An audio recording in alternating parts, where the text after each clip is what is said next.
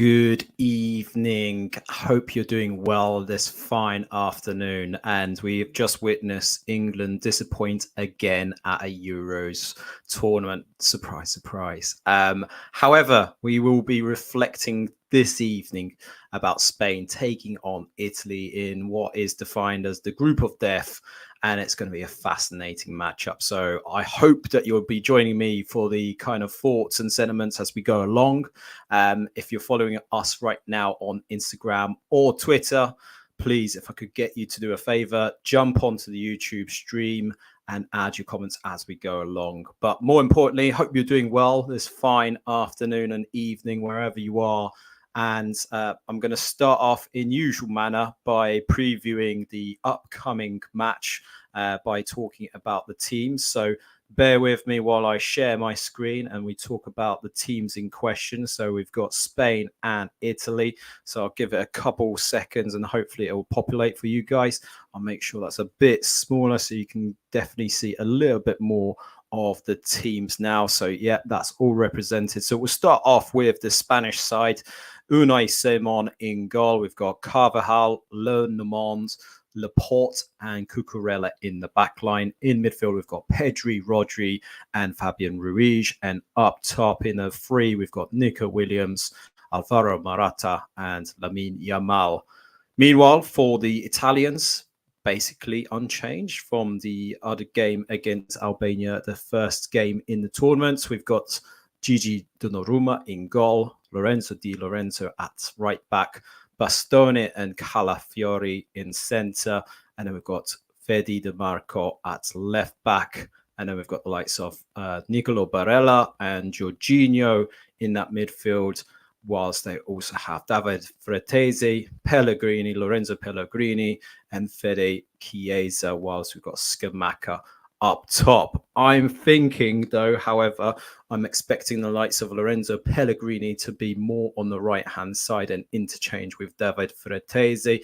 We'll see the likes of Nicolo Barella as well as Jorginho potentially push further up the field, whilst the likes of Fede Chiesa is more likely to kind of be the free-flowing midfielder / number 10 that will give the support to Gianluca Scamacca in that role. So that will allow the likes of Di Lorenzo and Di Marco to push up further into those kind of wing back positions. And that's how I expect it to play out. Potentially, we might see Jorginho drop into a free alongside Bastoni and Calafiori. But likelihood is I would anticipate Di Lorenzo also can kind of act in a back three. Meanwhile, for the Spanish, there'll be a lot of optimism and confidence going into this. In terms of records, the last 12 matches between the two, Spain have the slight edge over the Italians. However, in their last appearance, Italy won on penalties in that famous Euro 2020 tournament for the Italians. So it's going to be a fascinating matchup between the two.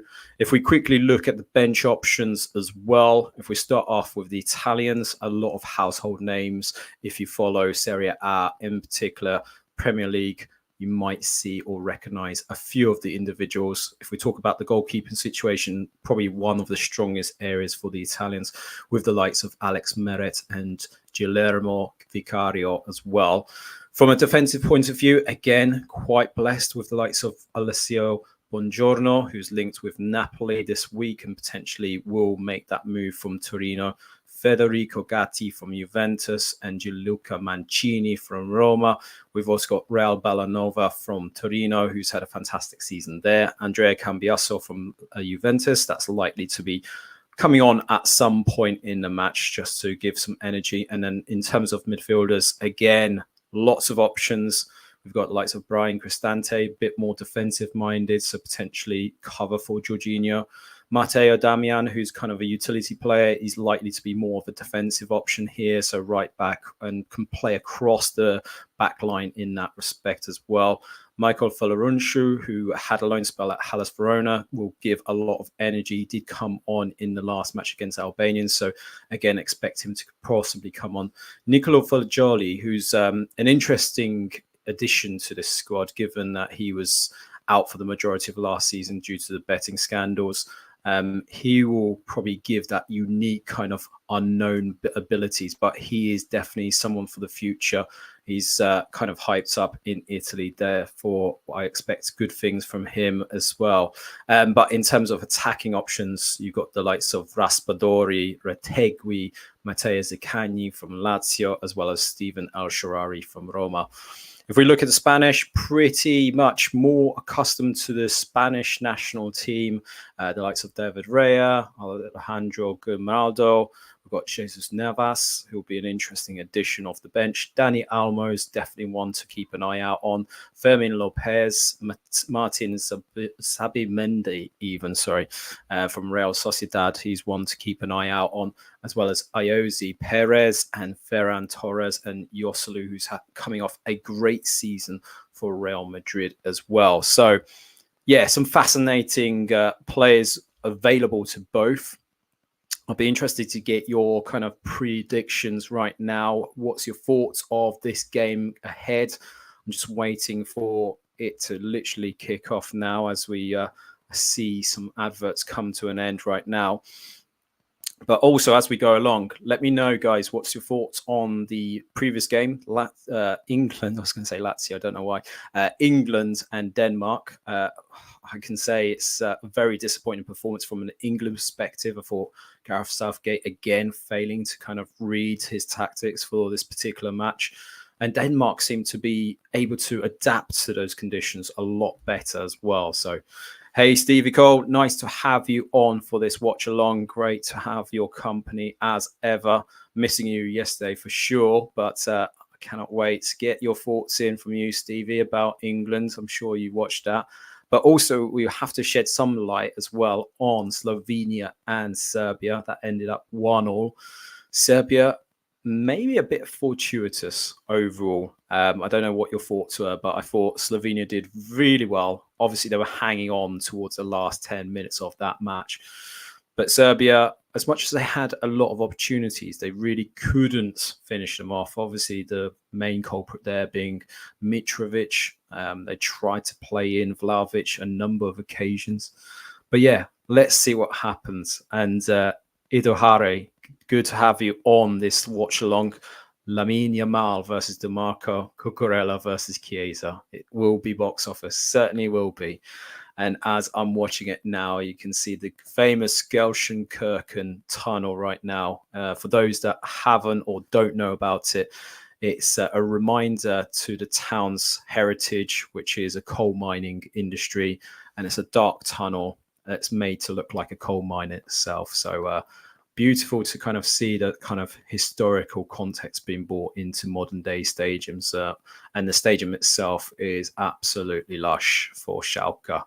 So a team that historically of late hasn't been performing quite as well as previous Schalke teams, but a lot of their fan base loving that club. A huge club potential, and great to see that there. But yeah, as we're waiting, we're going to see some national anthems play out. Stevie Cole, we have to play the best team, not individuals. Kane looks injured as he never got out of a jog. Yeah, it's interesting, wasn't it? I felt like he was playing very deep for the majority of the match. Certain individuals really struggled in this match, and I don't know whether it's the conditions itself. I mean, obviously Denmark seemed to adapt a lot better. So fascinating to see how, I suppose, England really struggled, not only with the pitch, but just collectively to get going. They couldn't really do too much. So yeah, fascinating from that point of view. I'm sure we're going to dive into it a lot more as well. Just bringing in this comment from Indohara. Disappointing that Spalletti chose to play Calafiori for the game. I preferred Buongiorno since he gives more defensive stability. I have to say, in terms of the defensive line, I thought he would go with a 3 here tonight with the wing backs playing. I'm personally a fan of Calafiori, but also a fan of Buongiorno. I think he's had a fantastic season at Torino. Calafiori, obviously, he has elements in his game where he still needs to develop. Obviously, it was shown by the mistakes he did against Albania. But he looks so assured for me. I thought he's definitely grown into that role. When you consider how many appearances he's had for the Azzurri, he's an interesting development in terms of that Azzurri national squad. And when you've got Bastoni as well, we forget about Bastoni and how adaptable he is. He had a great season with Inter Milan this season, and yeah, fascinating to see how this kind of partnership develops. But I'm with you. I think Buongiorno should be in the squad as well, personally.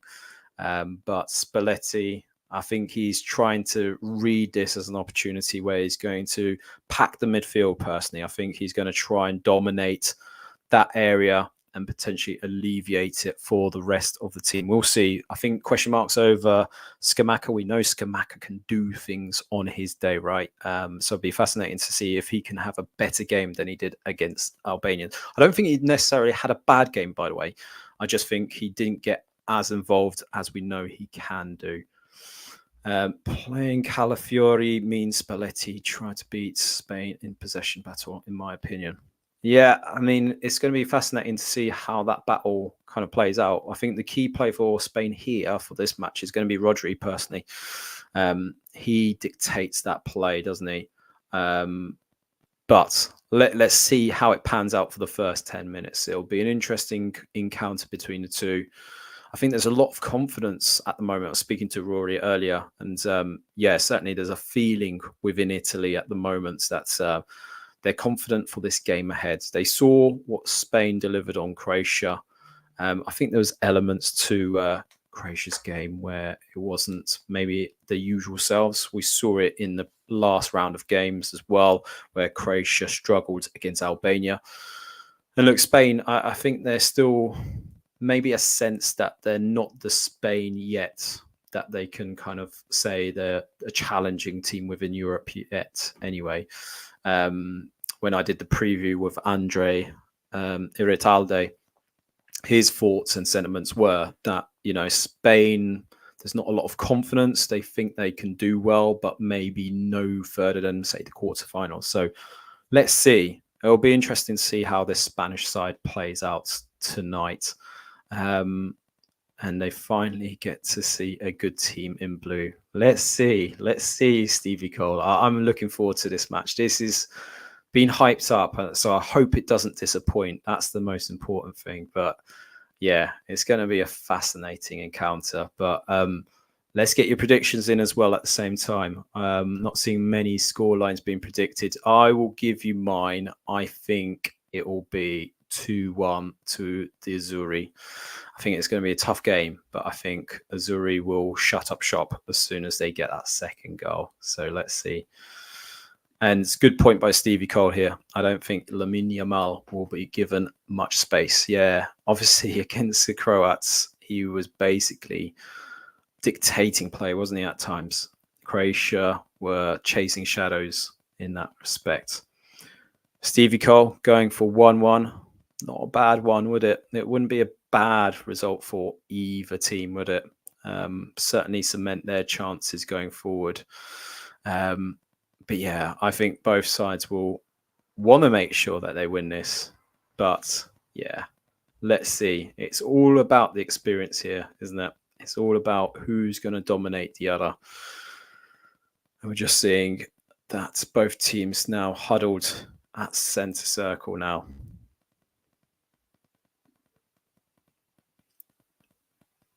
Idohara saying so much long-range goals at the Euros, such a classic. Football rewind back. Certainly been pleasing, hasn't it? It's been great to see a lot more goals take place at this tournament.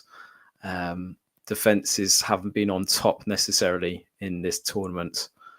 But yeah, it's great to see that players are taking shots from distance, right? So interesting. And you've gone for 2-0, Scamacca and Fratesi, believe. David Fratesi is such an interesting one, isn't he? He seems to perform so well for the Azzurri. And that's only of late, if you think about it. Since that move to Inter, suddenly we've started to see those performances. A bit more consistency, certainly in the Azzurri shirt as well. Still time for him to develop at Inter as well. But, you know, he's had some games this season where he's come off the bench and rescued points, as well as confirmed victories for Inter this season. So he's done really well. And both teams have fragilities, so hard to judge. Certainly, it's going to be an interesting match, isn't it? Certainly going to be fun.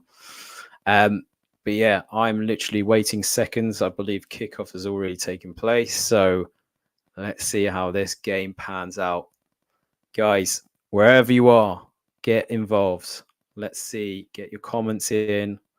And yeah, remember, join us on YouTube. Clever move there by the Italians for the kickoff as well. Spanish expecting the ball to go to the back, and that gets an early throw in. Interesting comment there. Fratesi is Perotta 2.0 for Spalletti. Ah, Simeone Perotta. What a name. What a name. That's all I can say. It's been a while since I heard that one. Unfortunately, ball goes out, so it's an initial goal kick for Unai Simon. Louis de la Fuente being shown on the screen right now. An interesting coach. Someone that I think from a Spanish point of view, they haven't gone for necessarily someone established. They've gone for someone a bit like England. They've gone for someone within the system. De La Fuente getting good results at the under 20s, under 19s. His previous experience being only at Deportivo Alaves. So he's not well known within Spanish circles either. He's more of a coach, more to the point. So there is a sentiment that maybe at these kind of tournaments where they're playing the big teams, he might get found out when it comes to the management. But let's see.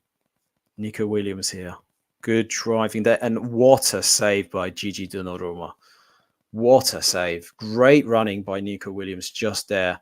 Warning signs there. Gets the ball in, and Pedri, fantastic header. Kept it down. The game is starting to warm up, guys. Bit suspect there from Jorginho. Ball watching to an extent there rather than keeping to his man. Quick corner from the Spanish.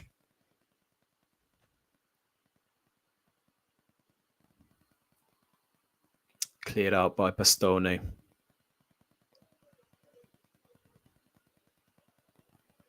Gigi Donnarumma comes to gather up the ball. Calafiori now. It'll actually be fascinating for me, and I don't know about you guys, but certainly the wing-back positions. How is the likes of Di Marco going to play it today? How is the likes of Di Lorenzo going to react as well? It already looks like that, Nico Williams is in the mood to take on his marker. So Di Lorenzo cannot give too much space. Just looking at how this is shaping up, we can see David Fratesi already in that middle section. Chiesa more on that right-hand side at the moment, covering for Di Lorenzo. Bastoni coming across here for Nico Williams, but trips up. They are struggling now with Nico Williams. Nico Williams' pace is going to be fascinating to see how he can maybe control it at times. He's a threat, certainly, already.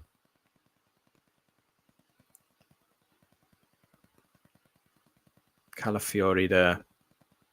Making a bad pass, though, in the process. He covered initially quite well in that early stages.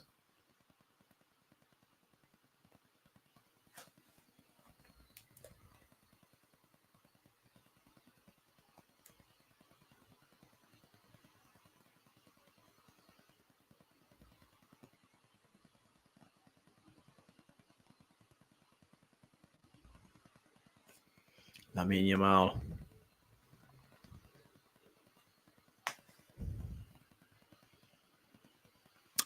Can the Italians know?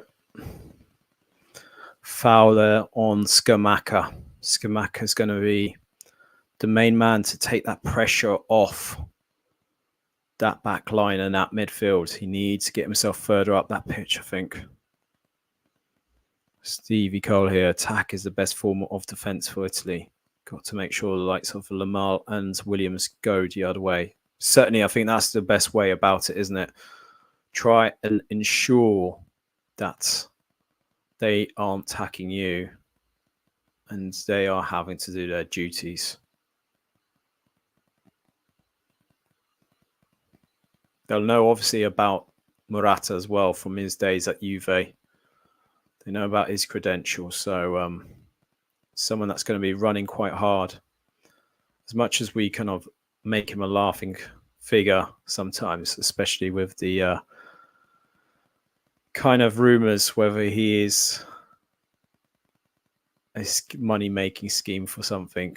As a player, he is one of those kind of players that you want in your side, I think, sometimes. He's not spectacular, doesn't necessarily score you loads of goals, but for the Spanish national side, he's got a hell of a record. And that's the difference at international level. There we go. Gigi Donnarumma scooping up the ball after a floated ball towards Pedri.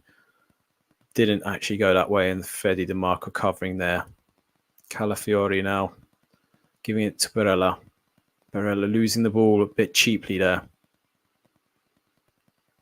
Asking Lorenzo Pellegrini to come in a bit more quicker, not anticipating the ball and actually running towards it. Free kick to Italy there. Pedri doing the foul. It's an interesting one, isn't it, Steve? That they've got not necessarily anyone coming through, so to speak. I don't know what the situation is with the striking piece, but I know they're trying to naturalize a few of the youngsters now coming through. But yeah, when you look at the options off the bench, Iosi, Perez, Yosalu, they're players you wouldn't have anticipated to be linked with the Spanish national team, right?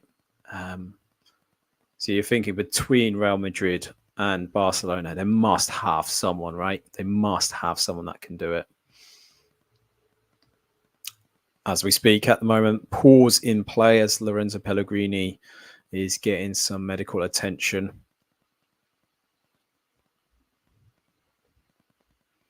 But yeah, currently still 0-0.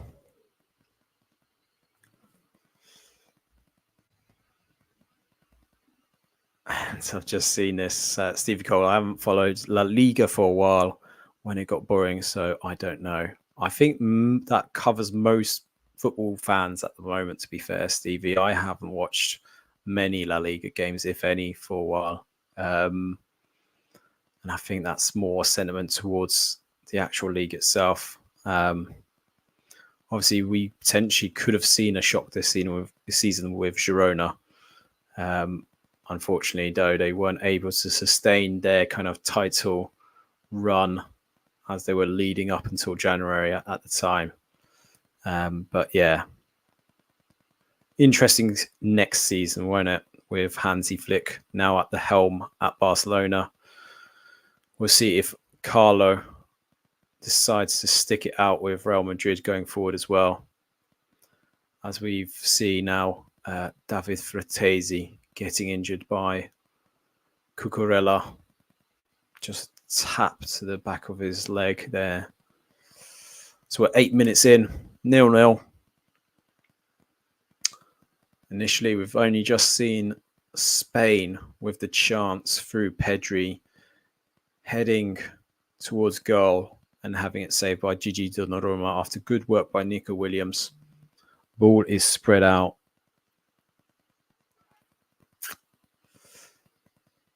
Another free kick, needlessly given away by Cucurella. Cucurella is having a word by the ref now. Actually, it wasn't Cucurella, that was Laporte, actually. Laporte doing the foul there. I thought he was going to Cucurella again.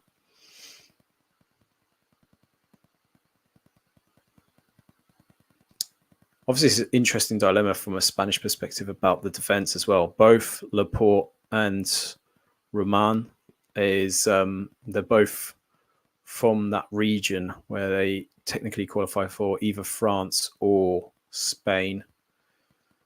And yeah, obviously, in particular, Laporte, having played for France, but not necessarily getting the caps, and was able to play for Spain eventually. So it goes to show you that there is certain areas of the pitch where Spain do struggle. It's not just up top. It's also defensively as well. But Spain on the attack here. Pedri getting a good ball from Alvaro Morata. He whips in a great cross, and somehow Nico Williams has missed that opportunity. All he had to do was glance it into the net. That was a great move by the Spanish. They are moving really quickly with the ball when they are in the attacks, but Nico Williams needs to get that on target, doesn't he? Wow, that's a bit of a let-off for the Italians. They really need to get a grip of the game. And as Stevie Cole has alluded to, bad miss. Bad miss. He needed to get that on target. Let off for the Italians. Let's see what happens now. They've got to react to this. Fede Di Marco trying to do a crossfield ball, but it's intercepted by Cucurella. This is dangerous for the Italians. Let's see what Spain do with it, though. They've kind of calmed down the tempo, but the ball's with Nico Williams. Takes on Di Lorenzo and runs past him with ease at the moment. It's going to be a tough night for Di Lorenzo. Although Nico Williams is clutching his thigh, I want to say there.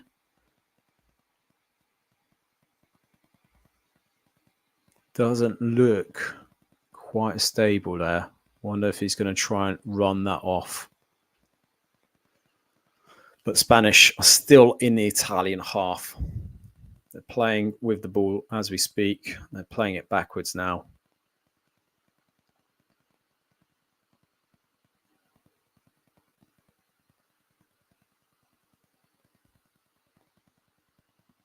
Foul on Laporte now. Scamacca having a word with the referee here. There's nothing in it. Nothing in it. I've just seen the replays. Showing a replay of Nico Williams as well. He doesn't really get a connection with it, does he, Stevie Cole? Doesn't really get a good connection, and it's probably not adapted to taking many headers.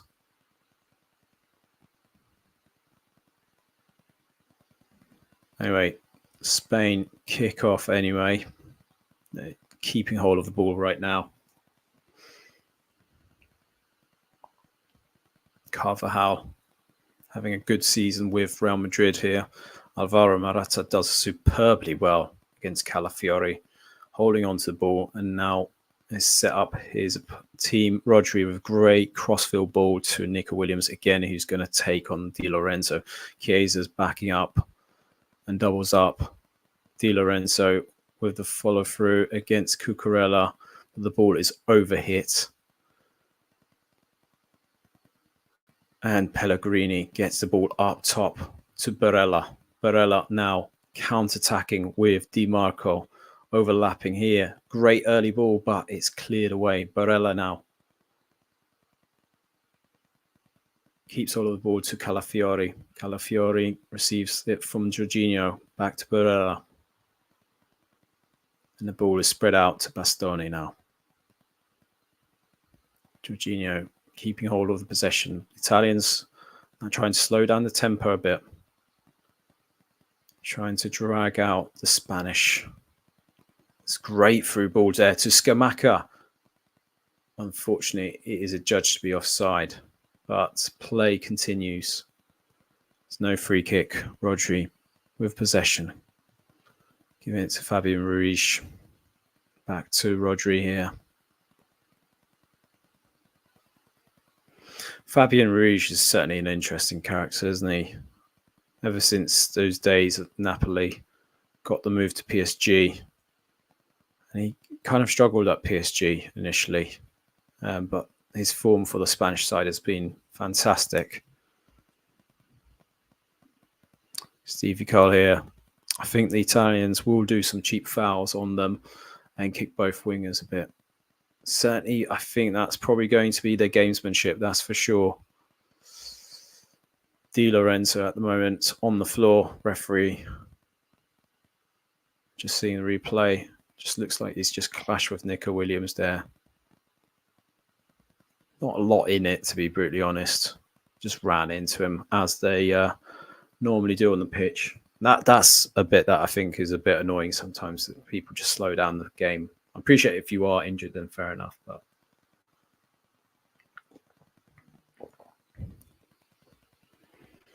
Gigi Donnarumma getting a yellow card. I thought at this tournament, referees were allowed to have a conversation with captains, even if they wanted to articulate or understand what was going on. Drop ball in favour of the Spanish. We've got 15 minutes on the clock, 0-0. Guys, if you happen to be joining us on either Instagram or Twitter, do me a favour. If you want to get involved, ask us any questions about whether it's this match or the previous matches today, or the Euros in general, or any other football news. Get them into the YouTube stream. Unfortunately, we're not able to pull through those comments that come through on Twitter and Instagram. And whilst you're there, if you're not already subscribed to our channel, appreciate if you could also do us a cheeky follow on there, and also a like to this stream. That will go down a really good way to help us grow as a channel and as a podcast. Italians there losing the ball, and it's again Spanish. Spanish on the counter-attack seem quite aggressive, don't they? They've got a lot of willing runners. That's the thing that I think differentiates teams here, is if you've got willing runners to attack and attack in numbers, that's the most important thing. Some teams have only had one or two like runners, and unfortunately they can't do it all by themselves. So all depends on the tempo of the game itself. Carvajal here on that right-hand side, keeping hold of the ball. Passing it to Rodri here.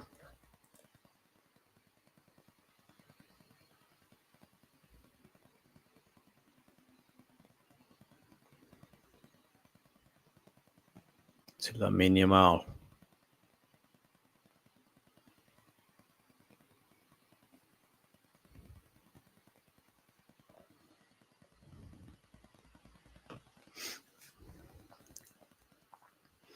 Ball being patiently passed around by the Spanish.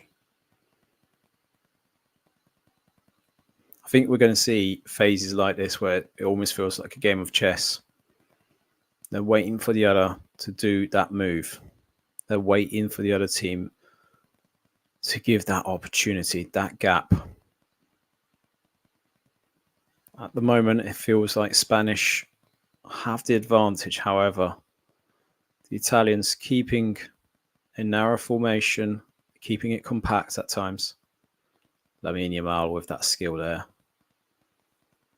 We have to remind ourselves that he is only 16 years old as well. Crazy. Speaking of runners, England looks so different when Watkins come on. I think he should be given a chance as a second striker. Look, I think with Watkins, he's certainly someone that's more accustomed, shall we say, to that kind of role. You saw it for Aston Villa a lot. And yeah, there just seems to be a reluctance even on Southgate's part to maybe even go with two strikers sometimes. And I don't know whether that is something that would work in this England team, but we haven't explored it. We haven't actually even given it a chance, have we? It was good to see Eberechi Eze come on. He looks nervous when he did come on. And I'm hoping by the time he gets his second game, he'll be more accustomed to what the expectations are.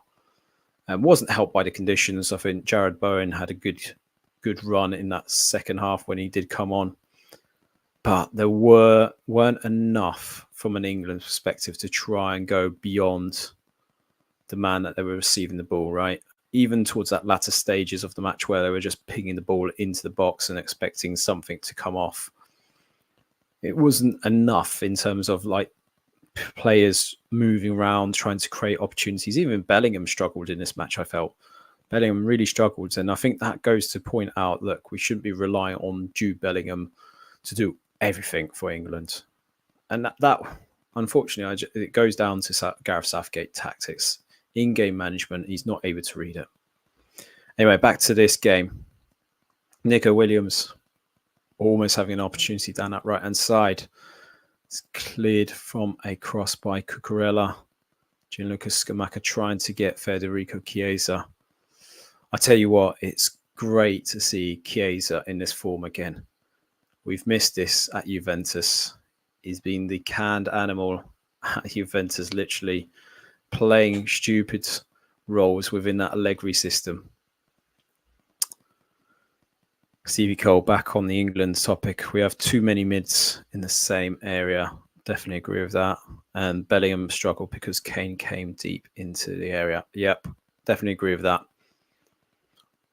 So the key question is, if he is struggling, like maybe potentially is holding an injury, Stevie, surely that should give you license to go, right, get Ivan Toney and Ollie Watkins on, or one of the two, right? Don't get it. Anyway, Italians, we've got DiMarco now on the overlap, free to space, but he plays it right behind all of the running Italians in the box, and Fabian Ruiz holding on to the ball right now, plays it to Rodri, and Spain get out of trouble now. They're playing it patiently.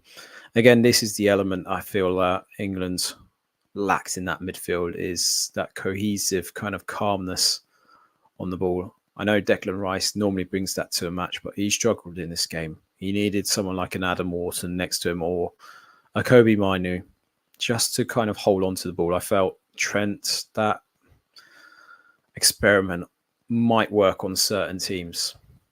And it might even work in the latter parts of games, but it doesn't necessarily work from the beginning. It was interesting, like there was times where that back line of England, they were waiting for a midfielder to pick up the ball. When Trent got the ball, he didn't really drive with the ball. He didn't really do too much. And that is the general problem that I find, is that if you're going to play Trent to do these kind of actions or, displays where he can start pinging these balls, you're going to need to rely on one of two things. You're going to need that player to be more disciplined in what he's doing and be told, at the moment you get the ball, become that register. You want to be dictating the play. We didn't see enough of that from Trent, and I think that's the problem in international football. If you do not do anything, then you need to change it up. I think personally, I would favour having Trent more right back right now. I know Kyle Walker currently has that position right now.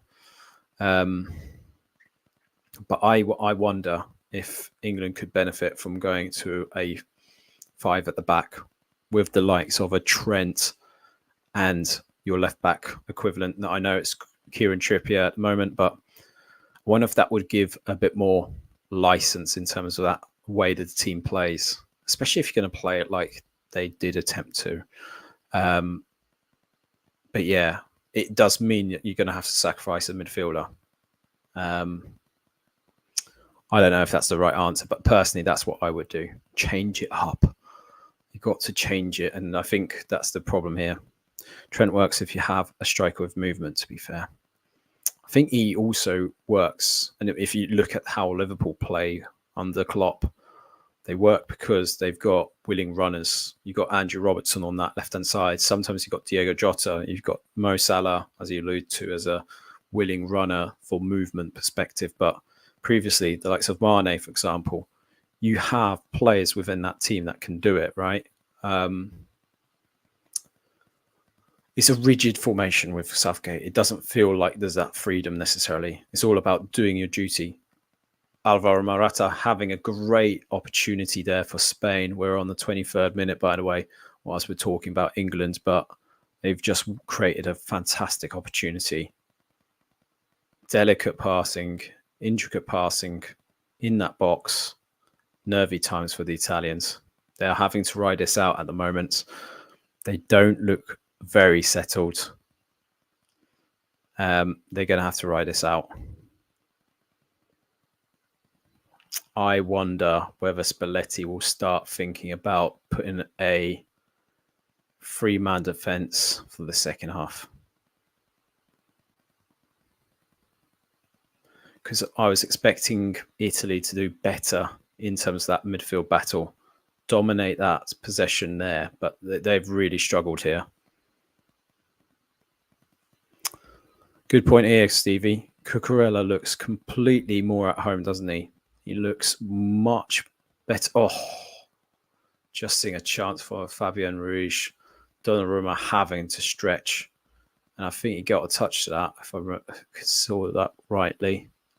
Yeah, fantastic save by Gigi Donnarumma there. Whew. If he hadn't touched that, that's going in.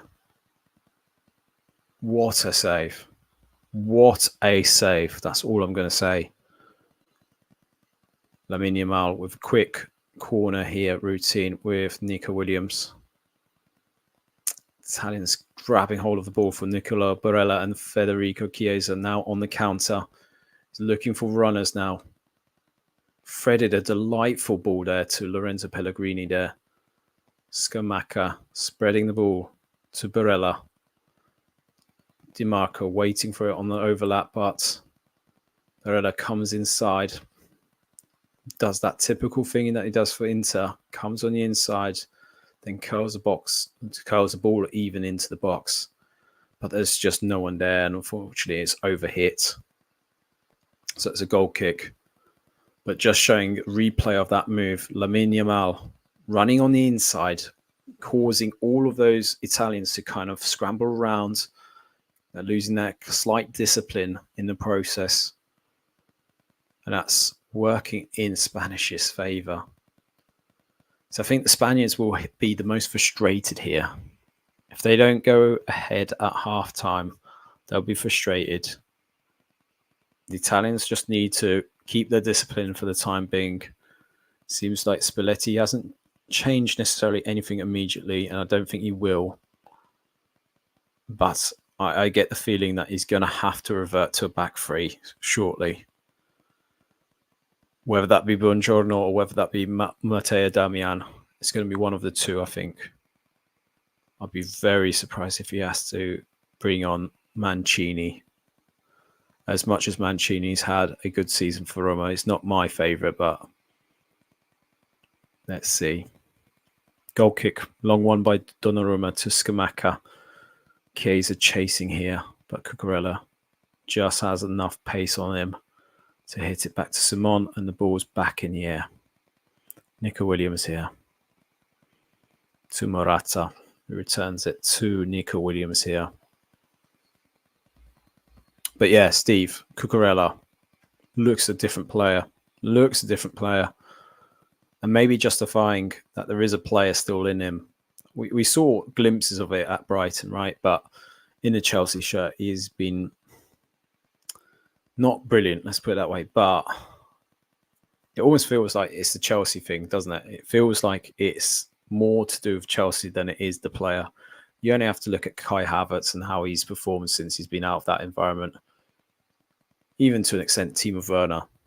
And we've just had Rodri take a shot, but it's blocked by the Italian midfielder. The Spanish keeping hold of the ball again, but Barella now getting hold of possession. Giving it to Di Marco here. And there's a foul there on Di Marco. And he wins a free kick for the Italians. Spanish are doing some really intricate passing. They are trying to create the spaces. They're trying to create the opportunities. But Italy are doing really well at the moment. Bastoni with the block there. Fantastic. And the ball is back in action. Calafiori with a crossfield ball to Di Lorenzo. Di Lorenzo aimlessly hits it up top and loses it now. Spanish regain possession. Di Lorenzo should just go for the easy option there. Don't get it. I don't know why defenders in that position seem so keen to get rid of the ball. I mean, even from me playing, you wouldn't necessarily do that. I would just keep hold of possession. And I'm not necessarily adapted to a right back position, but I would have kept hold of it there. Anyway. Foul there on Bastoni by Nico Williams. I think that's a bit fortuitous. So it's just a natural tussle by the look of it. Bastoni goes down easy again. But he wins the free kick. Gamesmanship at his best, right?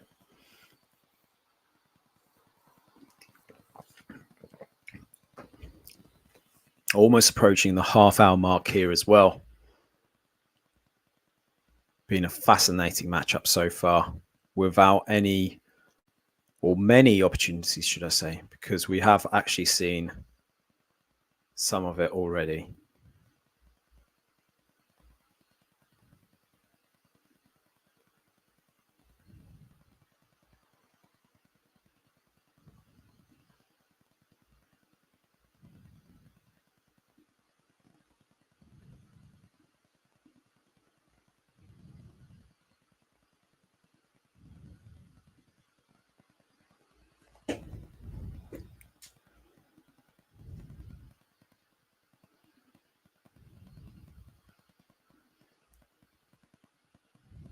So the Italians again have reached the 30-minute mark now, playing it calmly along the back line. DiMarco. Bit of a flick there by Lorenzo Pellegrini in the direction of Nicola Barella, but he's got himself injured there.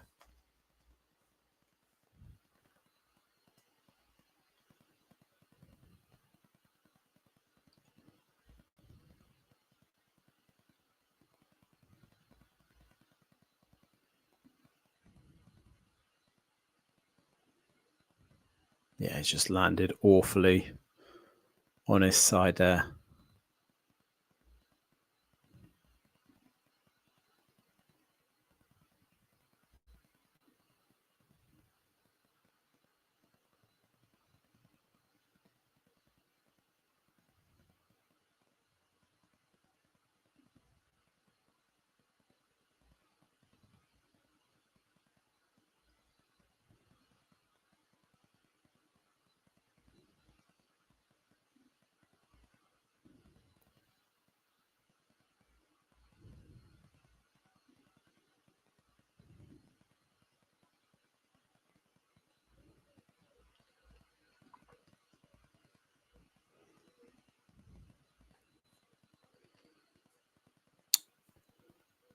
It's kind of calmed down a bit now. It's started to stretch a bit now. Jorginho with the ball to Barella. Barella back to Di Lorenzo, and Di Lorenzo back to Barella. Now Bastoni on the ball. Bastoni tries to do that through ball to Fratesi, but Cucurella goes down and it's given as a free kick to Cucurella. Cucurella just puts himself in front of Fratesi and buys himself a cheap free kick there.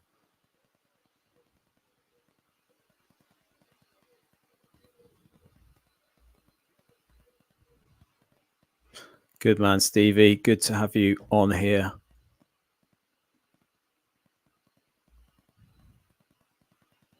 And guys, I can see there's a number of you joining us from Twitter as well as Instagram.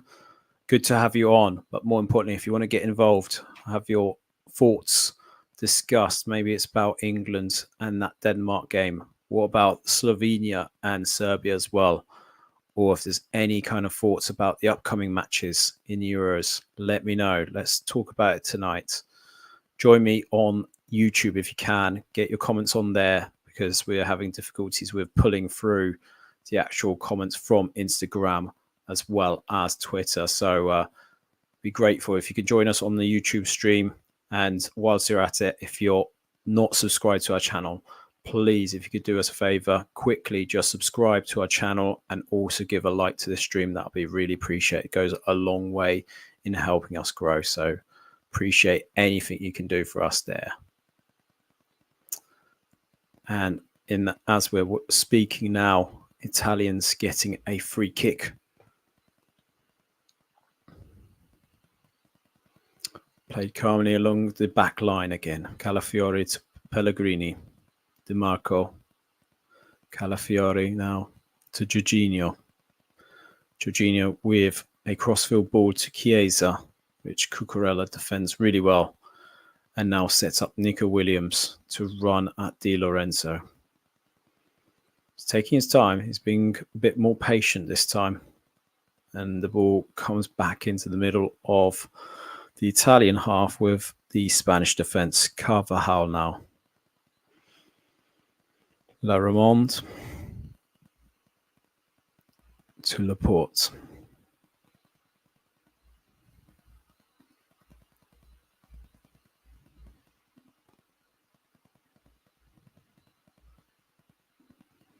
Now we've got Nico Williams on the ball.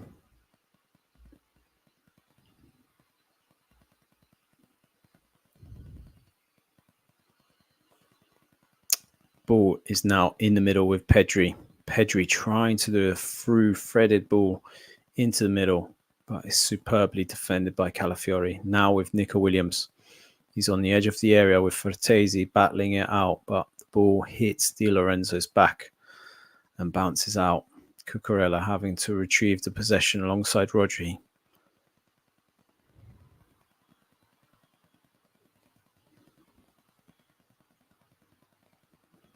I have to say, Rodri is that calming figure, isn't he, for Spain? He's the one that helps them just kind of tick along. Find it funny, ITV commentary having a go at Spanish talking French players when we have stolen a few recently. Yeah, I don't know why they've got this sentiment. Who out of interest, Stevie, is the commentating team for this match? Because I have to say, the worst one, should I say, that I've come across so far in this tournament has to be Martin Keown. The lack of any kind of form of like homework that guy does, just terrible. I know my favourite generally is Ali McCoist. I think he's so insightful. But I've heard Andros Townsend has also offered a lot of insight at this tournament. McCoist and Tilsley, yeah. Can't go wrong with either of those two, can you, really? McCoist in particular, love him for what he's doing. But is that the two that's on ITV right now, Stevie? Because I can't hear it. I'm listening to this, unfortunately, talking to you guys. Yeah. 100% bring this comment into the chat there from... So McCoist is like your mate down the pub, yeah. He's such a lad. He's such incredibly gifted at what he does. And yeah, it's them two. Interesting that they're having a go. Because like you say, it's not like England hasn't taken certain players from their maybe naturalized countries, should we say.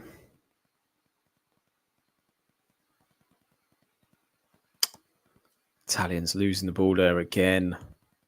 Lamine Yamal now taking on Calafiori. Calafiori, though, stands up to the challenge. And he had a few of his teammates coming back to help him out. And the ball is back with Rodri now.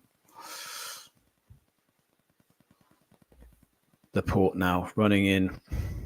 Gets the ball to Nico Williams, who creates a space. Pedri now on the overlap. It's well defended by the Italians, in fairness. This is the problem, though. In the second transitional phase, this is where Italy need to keep hold of the ball. They need to do a lot better than they are right now. Anyway, they've won themselves a free kick. Di Lorenzo, please do not kick it aimlessly. Just pass it on the inside and you lose the ball. How do you lose the ball like that? Spain are taking one too many passes, correct, Steve? They certainly are. They just need to be a bit more direct, don't they? They just need to take a chance, I think. And that's probably going to be the team talk, right, from De La Fuente. He is going to say, you're just being too intricate when it comes to that latter stage. Just be more clinical in front of goal, in front of that final third. Find your man, hit the target.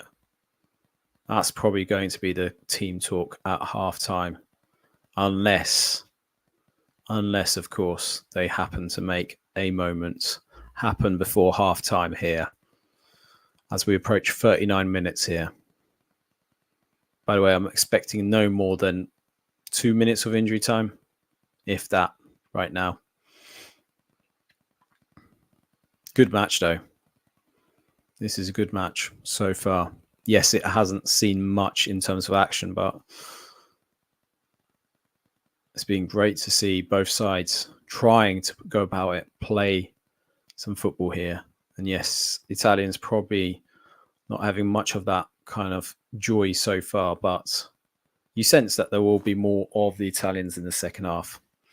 Chiesa getting fouled, but it's adjudged to not be a foul. Nico Williams here on the counter. Passes it to Rodri.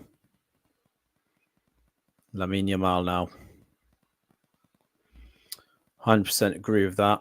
They need to get Chiesa. The problem is, Steve, I think he's going to have to either drop back, and that means you lose the impact up top. And this is where I'm thinking Scamacca needs to do a lot more of that work. He needs to do a lot more up top. We know Scamacca's more of a target man, though. That's the problem. He's more of a person that you feed into, and then he does the layoffs, he does the flicks, right? He hasn't got himself involved in this match. So, yeah, a lot of hard running. Fratesi doing quite well there to just chase down the ball, force the issue there from a Spanish perspective. At the moment, they're the ones that are doing more with the ball. And again, Pedri here into space, passing it to Morata. Morata, yeah, good hit there from Fabian Ruiz again. That's the third shot he's had now on goal. I'm not saying he necessarily needs to get them all on target at the moment, but he's been threatening for the Spanish so far. I'm also wondering if I should change my fantasy team to include him because he looks dangerous at the moment. He looks really dangerous every time that I've seen him so far in this tournament. Anyway, 0-0. We're on the 41st minute here. Gigi Donnarumma kicking it long to Di Marco, and Di Marco, unfortunately, being as small as he is, he's never going to get that ball. Anyway, quick ball pass to Pedri, but referees asking for it to be retaken here. Carvajal here.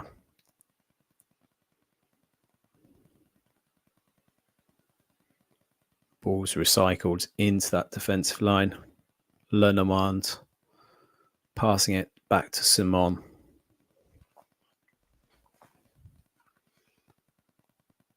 Rodri passing it to Lenormand. Carvajal. Now Lenormand. And he's fouled in the process. He'll come up. I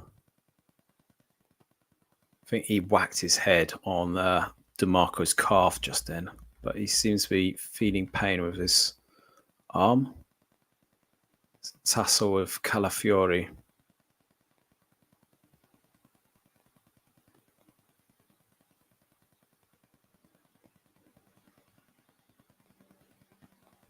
Anyway, he's back up, so he's fine.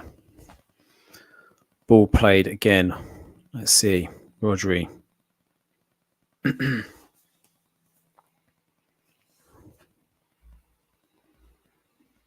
Yeah, I think that's what it was, Stevie. They were just trying to get him books, weren't they?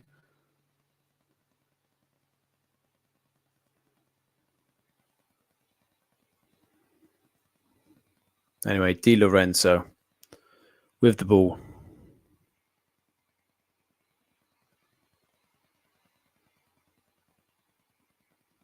Again, the Italians don't seem to be able to get hold of this ball very well, do they? That's the one bit that they need to do better in the second half. Another foul. Referee gives it in the Spanish favour. It's not even a foul. Fratesi just extending his arm there. Sorry, that's not a foul.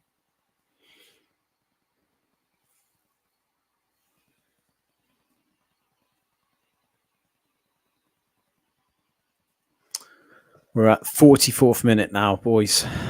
Don't think Spalletti would be too unhappy at 0-0 at halftime. No, I don't think he will be. I think they've had to weather the storm for the majority of this so far, Stevie. And yeah, they've done relatively well at this stage. Fede DeMarco saving it before it goes off. First time I've seen a centre back, and he is the pain threshold of Neymar. Yes, Lednemond. He's the guy. He's the other guy that they've naturalised from France. He was previously at Rennes before playing in Spain. Currently at Real Sociedad. Anyway, Chiesa on the counter-attack here, and his end product is to hoof it into the stands, unfortunately, with a rising shot. It's a shame there, because that's the opportunity, right? We've been waiting for a lot more Chiesa in this half, and unfortunately delivers that. Really disappointing there. Really disappointing that that was his end product. Got 2 minutes of injury time here, and then it'll be a half time. Unai Simon with the goal kick. It's going to boot it long.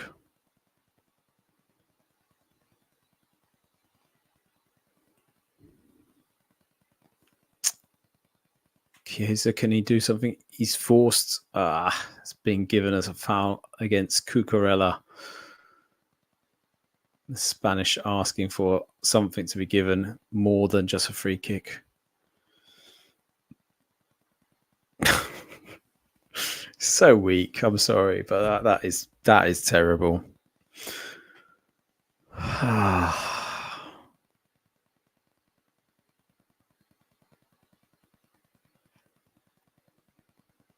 Rodri, for his efforts, getting the yellow card as well. Probably for mouthing off at the referee. Anyway, free kick to the Spanish. Rodrigo doesn't think the referee rules apply to him, certainly. Subsequently, Italy did regain possession briefly, but it goes back to Unai Simon. Now we've got literally seconds now, because I've seen it flick for half time, and it is 0-0.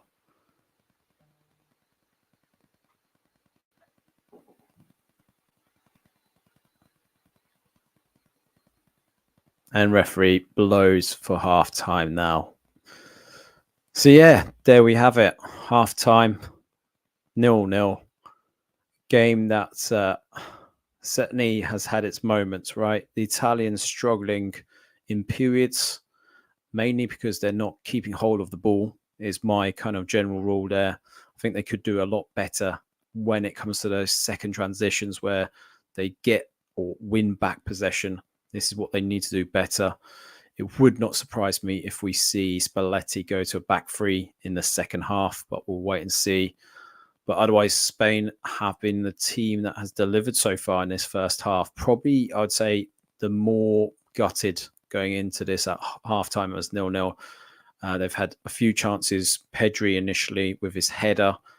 Nico Williams should have done better when he was presented with that opportunity and headed wide when he should have got that on target. And Fabian Ruiz having a few efforts from distance, again, threatening Gigi Donnarumma, but Donnarumma being superb with his saves here. So, guys, I am going to have a quick break. Get yourselves a drink, and I'll be playing a transition. So I'll join you for the second half. Keep on that conversation, and I will join you for the second half. See you in a bit.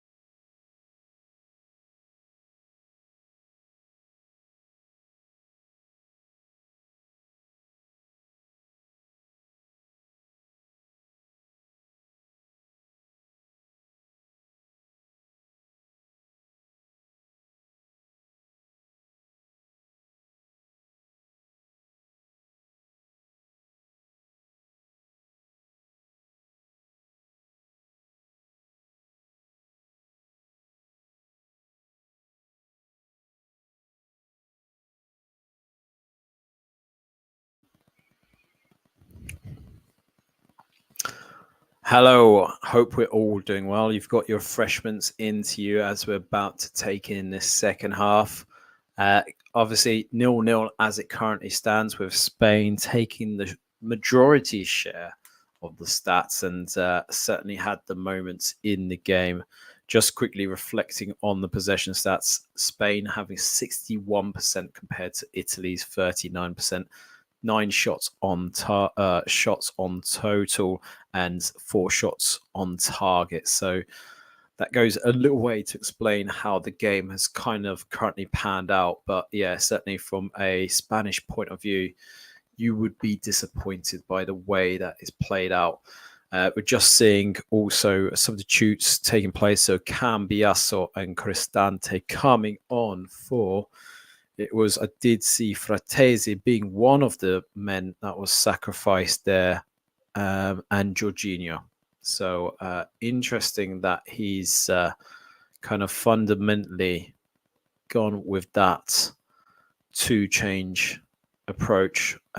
It does feel inevitably that they are going to revert with Di Lorenzo, Bastoni and Calafiori as the back three, with DeMarco and Cambiasso as the wing backs in this game. So let's see how we pan out. Spain have kicked off now for the second half. And yeah, let's see if this game really opens up. And as Stevie Cole has alluded to, Italy have gone full Catenaccio. Let's see. And literally within seconds, Brian Cristante has just received a yellow card for a nothing foul on Rodri. Rodri's play acting skills. That's all I'm going to say. Terrible. Oh, he's doing well. The play acting is going really well.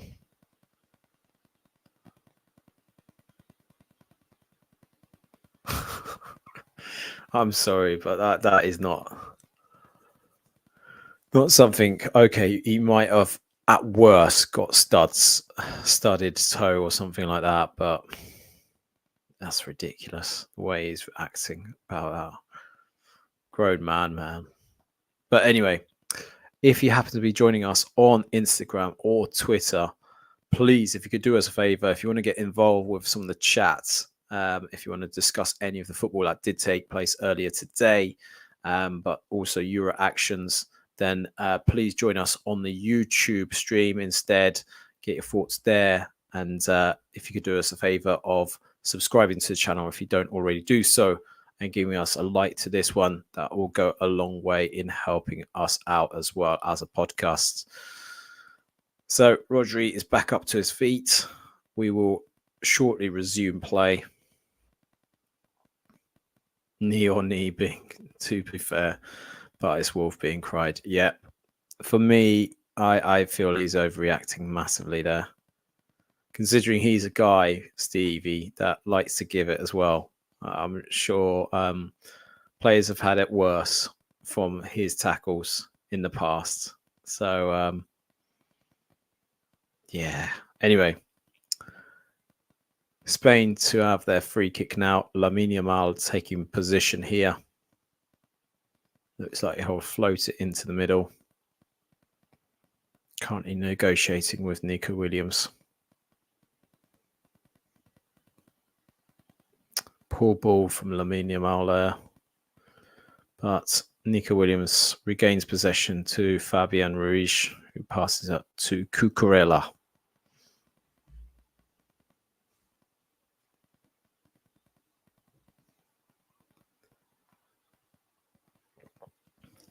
The ball just being recycled by the Spanish as we speak.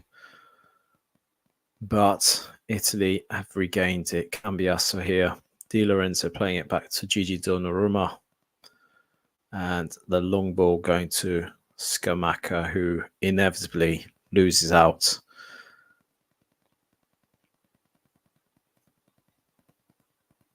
So look, it seems like there's a lot more of a solid base behind the attacking lines now, with that kind of free centre-back kind of ideal.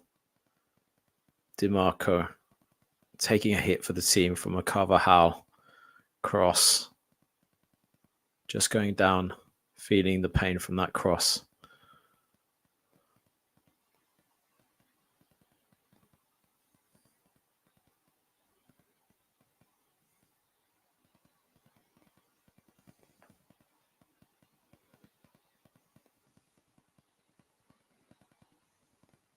Lamine Yamal here to take the corner. Currently 0-0, guys. Good floating corner, in fairness. It's almost curving into that kind of front post area. Recycled by the Spanish. Good ball there to Lamine Yamal on the edge of the area. And Di Lorenzo smacks it against him and bounces towards Donnarumma, who manages to get it into the pathway of Cambiasso. Cambiasso cheaply gives that away to Fabian Ruiz there, but it's recovered by Barella.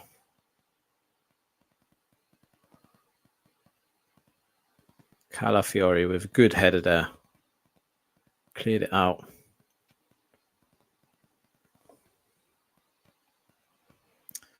The Spaniards still in the Italian half, keeping hold of possession here. Cucurella to Nico Williams.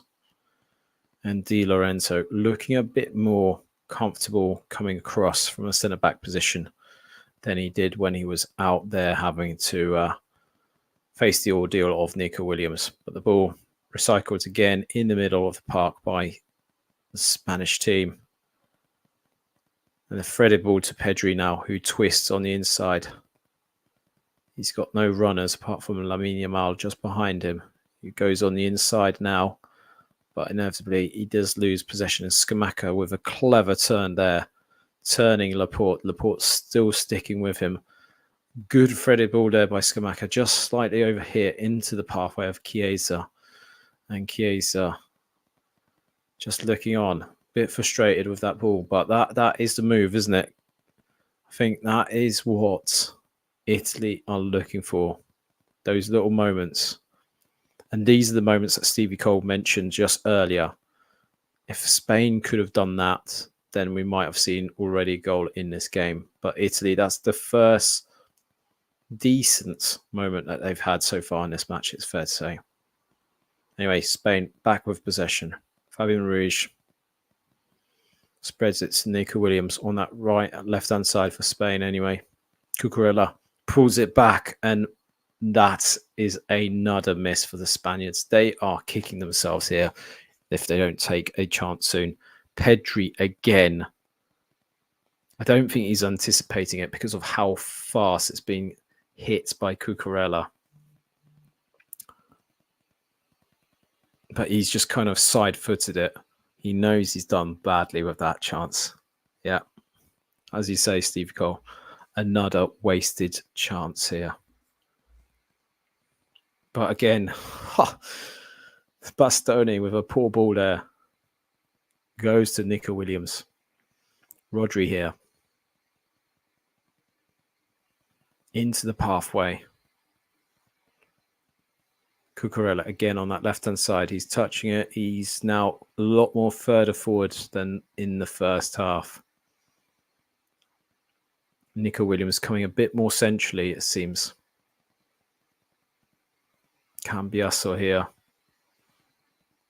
Yeah, Cambiasso's really struggling at the moment. But that's down to the pressure that the Spaniards are pressing at the moment.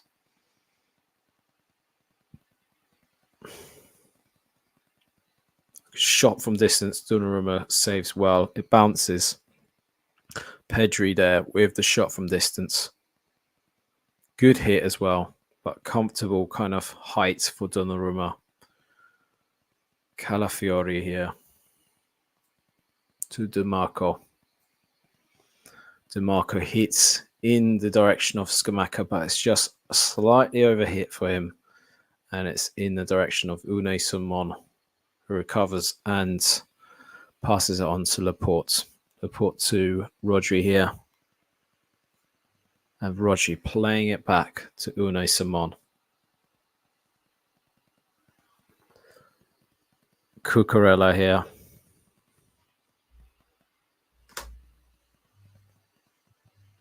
Di Lorenzo gives it away so cheaply.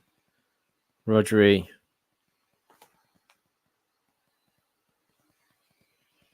Getting notifications here. I can sense something's happening here. Barella to Rodri. Cucurella here. Nico Williams. Goes down that left-hand side. And wow. Calafiori, unfortunate with the own goal here. Goal to Spain. It was coming. It was coming in fairness. But that was a series of errors there. Started off with Di Lorenzo losing the ball on that right-hand side cheaply again. The pressure from the Spaniards has been intense for them since that second half kicked off again. They've applied the same kind of pressure. Nico Williams with a threatening cross. Donnarumma, should he have done better? It's headed on by Morata, so that's probably the deception there. Not anticipating that. And Calafiori. He'll be gutted. It's horrible goal. Horrible goal.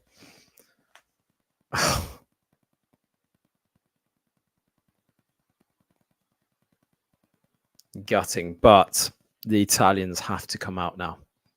They cannot do what they've been doing for the past 55 minutes. It was coming. The Spaniards have been really strong here. The question is now, do the Spaniards shut up shop or will they continue with their momentum? Lamine Yamal again getting the ball to Morata, who goes through. Oh, it wasn't Morata there, it was Pedri even. We've got a game here. We've got a really good game now on our hands. Strap yourselves in. We are going to see some chances now. Italy have to come out now. Di Lorenzo again losing the ball cheaply.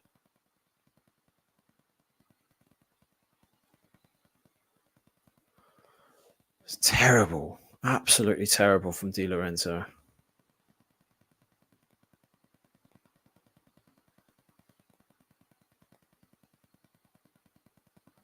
Anyway, Spaniards with possession in the middle of the park. Fabian Ruiz to Laporte.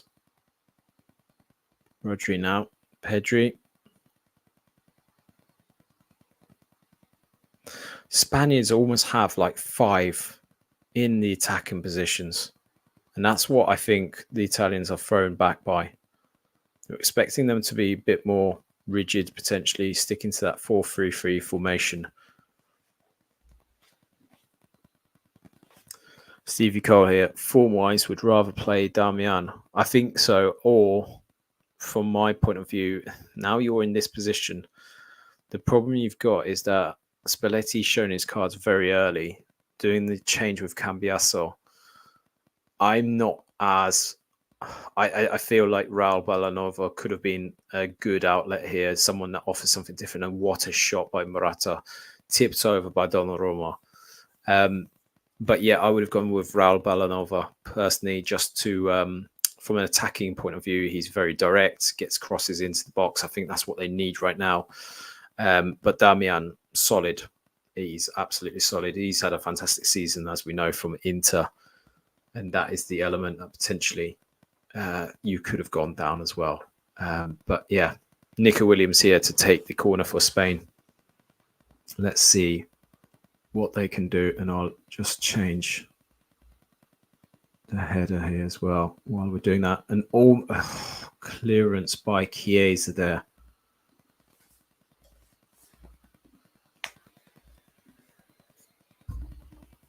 It's Normand, whose header was cleared off the line there by Federico Chiesa.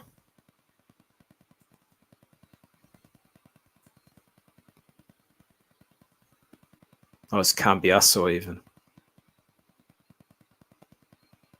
Not quite on the line, I'll give you that. But it was certainly heading in that direction, wasn't it?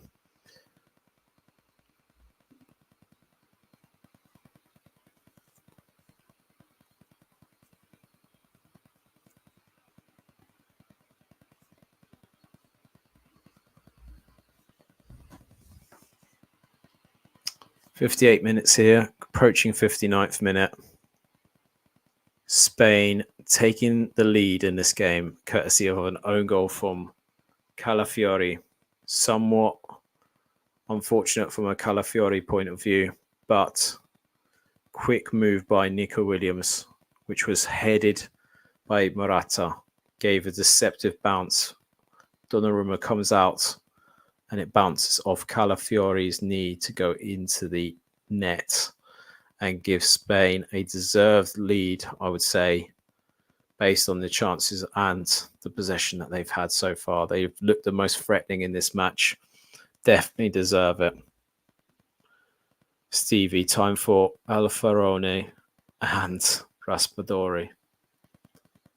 Oh, what a chance there as well from Lamine Yamal. He is really exciting in this tournament. Just shaves the post. Wow. Donnarumma is only a spectator here. They need to be chasing down those players. I think they're far too relaxed at the back, though, the way that Italy are playing. They're just open, so open, time and time again.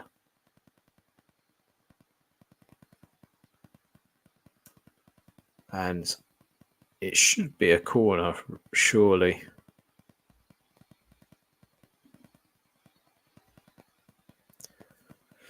Sorry, Steve, I was sidetracked. But yeah, Raspadori, interesting one. I think he's a guy that when he's playing on form, he's unstoppable. With Scamacca as well, potentially. You've got the old Sassuolo link up there. So yeah, let's see what he decides to do. I think he's already changed formation, hasn't he, practically. It's just not working, though. They're just not getting the ball in. But they're having a good move here now. Cambiasso intertwining with Scamacca. They just need some fluidity up top. That's it. Pellegrini getting the ball. Chiesa just not getting really into the rhythm of things yet.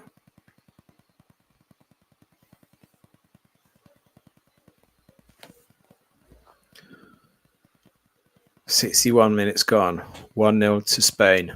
If you're joining us from Twitter and Instagram and want to get involved, do me a favor, join us on the YouTube link, give us a like and subscribe to the channel, and let us know what you'd like to discuss.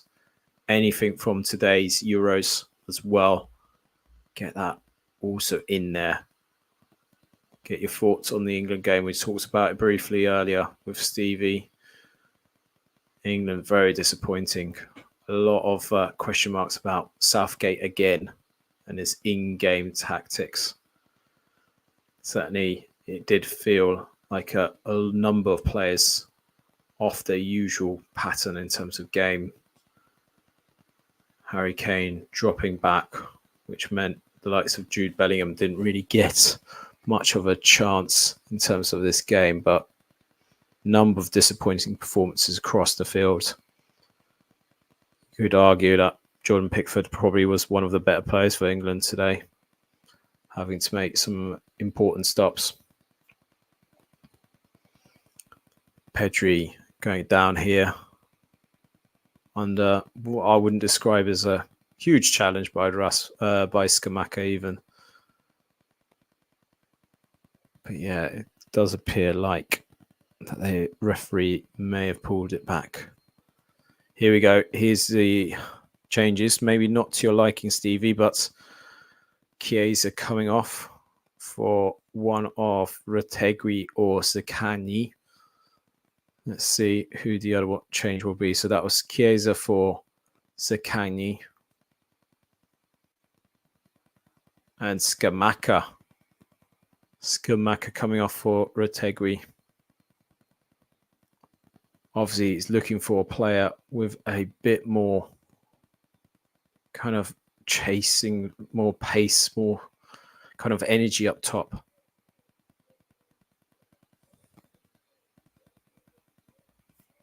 Let's see what they can do. Zaccagni's had a hot and cold season, I'd say, for Lazio, but previous season under Sarri, who was really critical for the success in the Serie A, where Lazio finished off quite strongly in that league position under Sarri before inevitably this season or the previous season, when they've been in the Champions League, struggling to mix it up. And I agree with you, Stevie Cole. Yeah, we're hoping for a good Zaccagni here. I think it'll give them something of a dilemma if we can get him involved in the match. Let's see. Currently, still Spain dominating the possession. Italy just really struggling to get a hold of the ball at times here. Retegui's a weird one, isn't he? Started off quite well. Initially, even with Genoa, seemed to be showing some good signs there, right? But he's just not been able to follow it up necessarily. And yeah, I'd say quality-wise, if you had an option between him and Raspadori probably is slightly ahead of him. But it's just that form element. I don't know where Raspadori is. Anyway, Cristante breaking through here. What a cross, but it just needed to be touched in. It was in the direction of Retegui. He couldn't get a touch, but it's overflowed to Pellegrini. Touched by Cambiasso. Calafiori here. First time that Italy have ventured into the other half in numbers. They've got the ball. This is what they've got to do. Just keep hold of it now. Keep it in the Spanish half. Let's see what they can do with the ball. Calafiori here.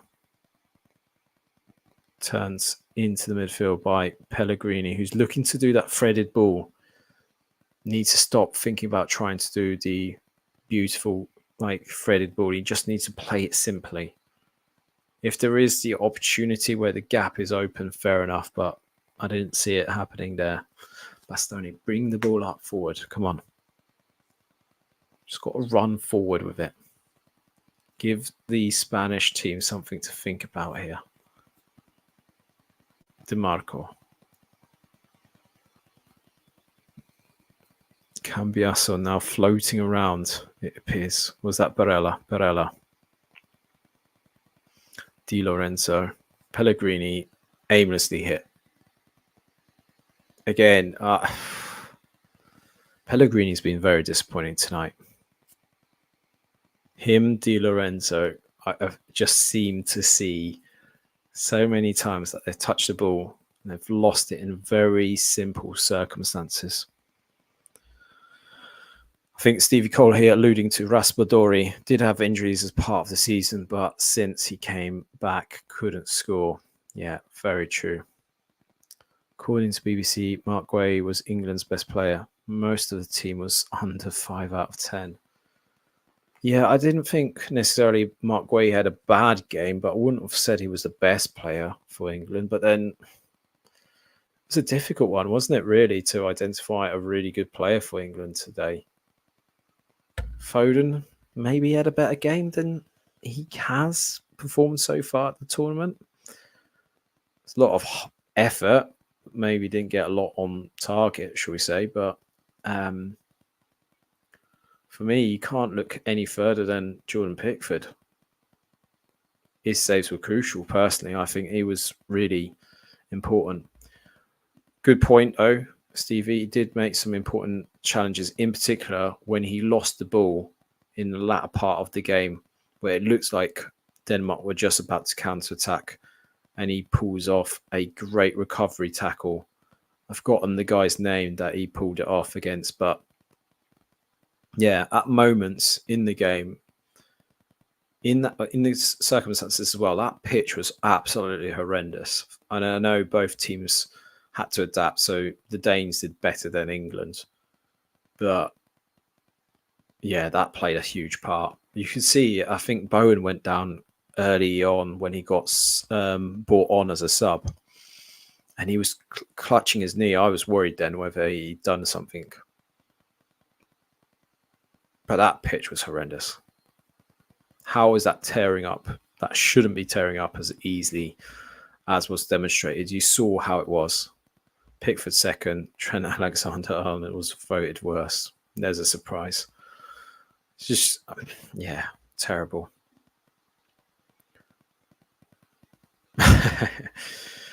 Well, we'll wait and see, won't we, Stevie, whether that pitch will be as bad as we witnessed today. I mean, the problem you've got is that in the space of time, it's very hard for the grass to recover and grow. I don't know if that's freshly laid turf, by the way, for this tournament, but if it has, it's terrible conditions, really, because you're asking for more issues. I mean, think about it from an injury perspective to any team, regardless of who they are ability-wise. That could be an ACL injury because you get your studs caught up in that. They're horrible injuries. What a hit by Nico Williams just now on the counter-attack for Spain, and he's hit the crossbar. It's bounced out. 70-minute mark. Italy are hanging by a thread here. This could easily be 2-0 to the Spaniards. They have looked a class above Italy tonight. Now, I said as my prediction 2-1 to Italy. I'll be lucky if the Italians even score a goal at this rate. Spaniards now making the change. Pedri and Yamal are being sacrificed. They're being substituted for Alex Baena and Ferran Torres. Ferran Torres is the one to keep an eye out on because a lot of high hopes. Obviously, from a Barcelona perspective, he's done quite well since he's been introduced to the fold this season. You may have seen him in the Champions League. But yeah, it looks like inevitably the Spaniards are happy to give those two a breather, which is probably going to be terrifying for the rest of us, right? Because that means potentially we might see them being rested. You might see the Spanish team be rotated for the last game. But Italy need to do better. They've got 20 minutes to rescue themselves from this losing position right now as we speak. Back to that pitch question. That is probably the problem. The grass hasn't got a chance to settle. And that is the issue here. I think that's the real issue, is that grass, that Frankfurt Stadium was awful, wasn't it? Stadium looks beautiful, but the actual turf itself hasn't had a chance to really settle. I think you probably, in the grand scheme of things, you need it a couple of weeks before it actually is in a state where you can play on it. So I know modern technology has advanced, but yeah, I suspect looking at the conditions of how they played, it was just tearing up after most people were kind of stepping on that grass quite firmly. You notice when Saka had, I think it was a tackle made on him in the first half, and it was almost like his foot was planted on the actual turf and it twisted. So you saw like just the grass kind of just rip open. I mean, I'm sorry, but how that got approved, it's ridiculous. I mean, even the referee probably had the opportunity. And I know you can water these pitches, right? It's probably dry, but that was still no excuse, I'm afraid. Anyway, 73rd minute, we're approaching here. Pellegrini with an opportunity here from approximately around 40 yards here. Now, Pellegrini can be useful with free kick situations. Let's see what he can do. DeMarco is hovering here as well.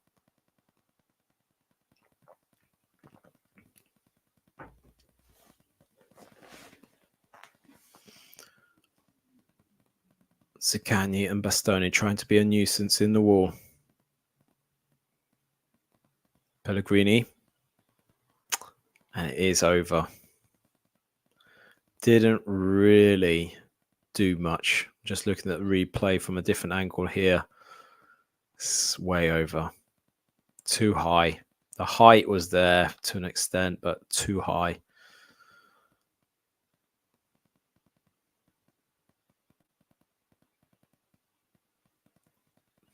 Anyway, if you happen to be joining us from Instagram or Twitter, if you want to get involved, get yourself onto the YouTube stream.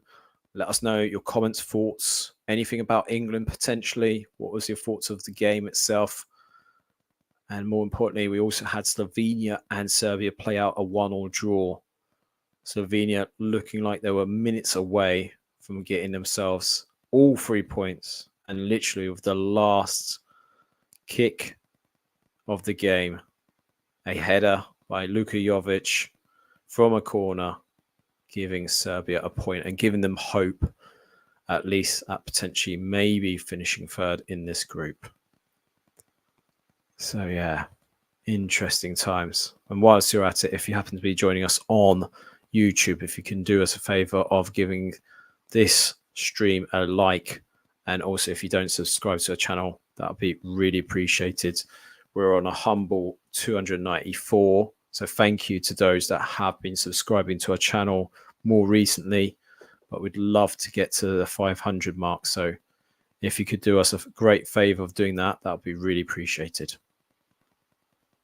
Anyway, Italy here with the ball.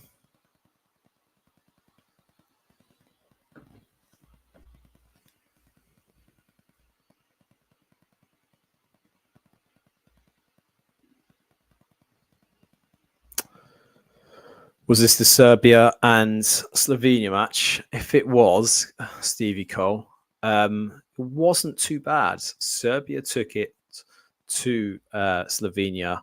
Slovenia did superbly well in the moment of getting the goal, though they kind of counter-attacked.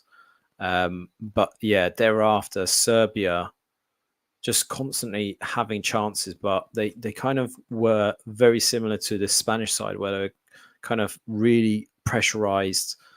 They got balls into the right positions. The likes of Tadic, for example, was really in a number of opportunities where he was kind of getting down to the bylines, pulling it through. And inevitably, I don't know if it's a kind of thing with this Serbia team, but they seem to be always wanting to play it to the likes of Mitrovic and Vlahovic, and inevitably it would get intercepted. So they doubled up at times, the Slovenian team. But yeah, unfortunately, the pressure caved in. It was the last corner of the game where they threw on even the goalkeeper into the area, and Luka Jovic with a fantastic header. Have a look at it from the replay or the videos that you'll see of the game. But yeah, certainly Slovenia gutted for them, because they defensively they were quite resolute. They did quite well up until that moment. But yeah, Serbia just applying so much pressure. Not Luka Jovic, but Lukic even, who plays for Fulham. He had a good game as well in that midfield. He seemed to steady Serbia in that middle of the park in particular, which I think, highlights. Have a look at that. But there was times where I was starting to doubt whether Serbia would actually do anything in that match. I'd say Slovenia look handy. They look handy. And that's the thing going into this last match now with England. I don't think it's going to be straightforward. If they have to get a result here, it all depends on the mentality of the Slovenian team here. Anyway, just to quickly voice over, Spain are making some changes. Nico Williams being one of those players that are being sacrificed here. So it's one of Ayoze Perez that is coming on now for Spain. Just quickly checking. So we've got Ayoze Perez for Nico Williams and Alvaro Morata coming off for Mikel Oyarzabal. Still 1-0 to Spain. We're just approaching the 78th minute of the game now. Italy entering the last 12 minutes of this game, needing to be a bit more forceful with their play. They're now in the Spanish half. Pellegrini getting a foul out of Rodri. Rodri has to be careful here. He had a yellow card, didn't he, in the first half? So that was a cheap foul to give away there. Very cheap foul. DiMarco here, looking to potentially float this ball into the area. Let's see what he can do here.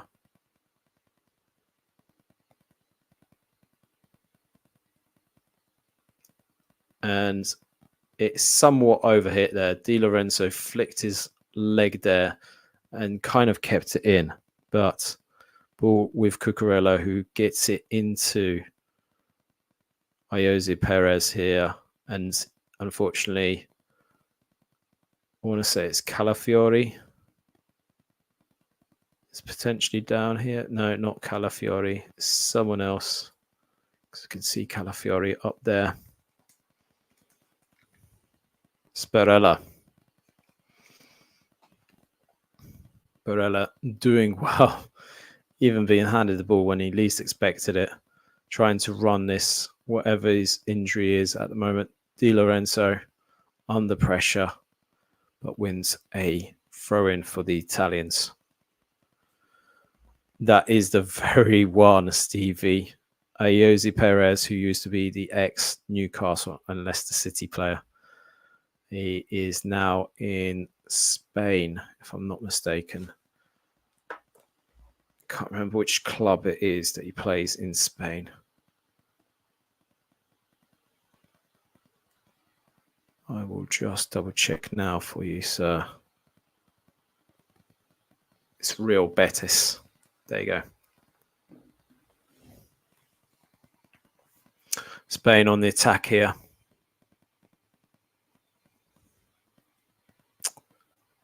Is forced to concede a corner. Di Lorenzo there. That was from Ayoze Perez there. Corner to the Spanish. We're entering the last 10 minutes of normal time now. Plus, inevitably, there's going to be a minimum of at least 2 minutes of injury time here. Possibly 3 because of the substitutions that have been made. Corner whipped in, but it's headed way over by Laporte, who currently plays in Saudi. Doesn't seem to have affected his game time for the Spanish national side. And here we go, Stevie. We've got Raspadori coming on for Lorenzo Pellegrini. Spalletti being bowled here. You got Retegui and now Raspadori up front. And potentially, if you want to go that way, you could also get Matteo Zaccagni into a free up the kind of final third. But I thought for a minute Spain had just broken through with a counter-attack. But a foul given against Nicolo Barella. Bastoni here on the ball. Floats a great ball. But unfortunately, just slightly overhit. Yuno Simon, just a few steps ahead, able to keep hold of it. Matteo Zaccagni was the one racing onto that. Entering this 82nd minute now here. Italy really need to force the issue if they want to bring themselves back into the match. They haven't done enough so far at this stage. But Spalletti has rung the changes. He's gone for it. He was bold enough to kind of change formation at half time, bring on Cambiaso and Cristante. Unfortunately, they've just not offered enough in that attacking third at times. Here we go. Retegui getting hold of the ball. Or Cambiaso even, sorry. Loses out to Ayoze Perez, who keeps hold of the ball really well here. Raspadori doubling up on Cambiaso and regaining possession for the Italians. Di Lorenzo to Calafiori. Passes it to Di Marco on the far left-hand side. Di Marco back to Bastoni. Donnarumma.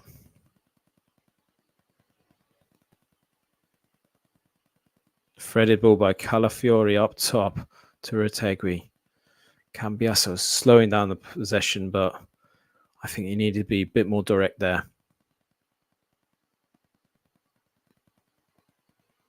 Calafiori here with the ball.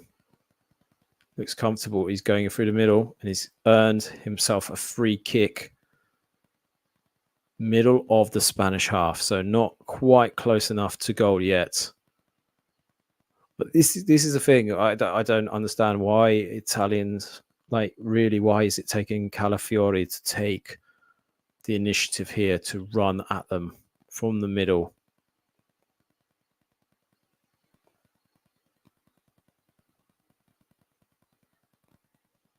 Need to be a lot more direct than they have been playing here. Bastoni with a great ball to Di Marco on that left-hand side. Earns himself, I think, a throw-in. I know Di Marco's claiming a handball there, but never going to be given, I'm afraid.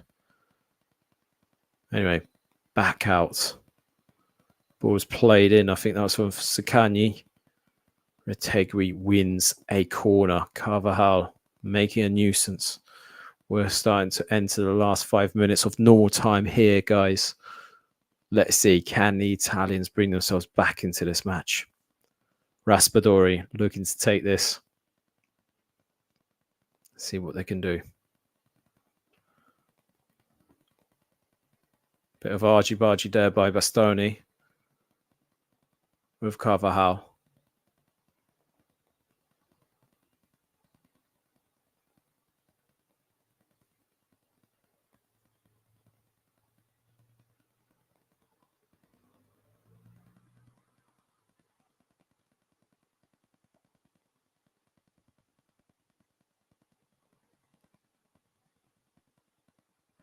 Carvajal clearly using his gamesmanship there. Lernemont is holding on to Bastoni. The referee just doesn't know where he's got to concentrate on. Lernemont is clearly looking to get a cheap foul given against Bastoni. He's doing his absolute utmost here. Oh, Calafiori gone down in the box. Let's see. Can we see anything on the replay? Unfortunately, didn't give us a good angle there. But Calafiori's gone down in the box. Nothing's been given. We're on the 86-minute mark. 4 minutes of normal time to play here. Spain leading through an own goal courtesy of Calafiori, unfortunately. But Italy regained possession in the Spanish half. This is better from the Italians. More than we've seen for the majority of this match. But inevitably, they are chasing the game.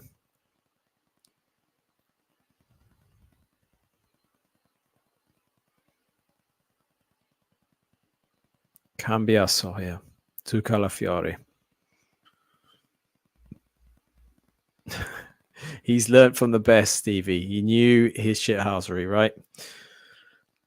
Anyway, back to this game. Italy have the ball in the area, but unfortunately have just lost it in the box. Sakani losing possession. However, Italy regain possession. It's a pinball at the moment. This just no one's controlling it at the moment. Bastoni with the ball on the halfway line alongside Di Lorenzo. Barella, Di Lorenzo, back to Cambiasso. Di Lorenzo. Back to Bastoni. Bastoni to Calafiori here. Calafiori running down that side. There is no one wing back. I don't know why Di Marco is in the box, but he is. That's where he currently finds himself. Brian Cristante concedes a free kick to Orzabal. Yeah, unfortunately, Brian Cristante didn't get hold of the ball. So, Carvajal. He drags him down, in fairness. That shirt pull. Is it enough to bring him down? Probably not. But there's an argument to be said there that I've seen them given. Anyway, 88th minute here. Unai Simon taking a free kick. Middle of the Spanish half. A long kick up the other ends to waste some time here. Italy desperately trying to get the ball back up the other end. Bit of pinball in the air as Italy look to pass it into the Spanish half.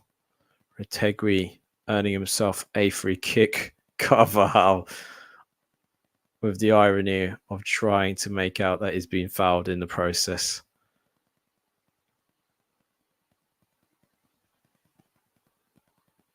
Where did he get fouled?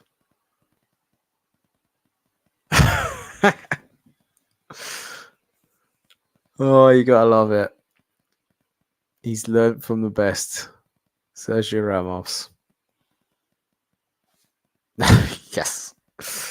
Yes, he is. He's faking injuries, and it was certainly embarrassing. That's all I can say.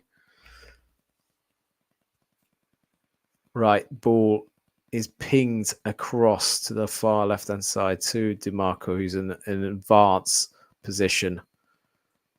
Anyway, Italy recycle the ball. Are still in the Italian half. We're on the 89th minute mark, approaching the 90 now. I expect there to be at least 4 minutes of injury time. Ball's kept on there. Barella aimlessly aimed there. Unfortunately, ball goes behind. Unai Simon is going to waste some time. We're waiting for the board to come up, and it is 4 minutes of injury time to be applied. Carvajal faking his injury again. Playing to that.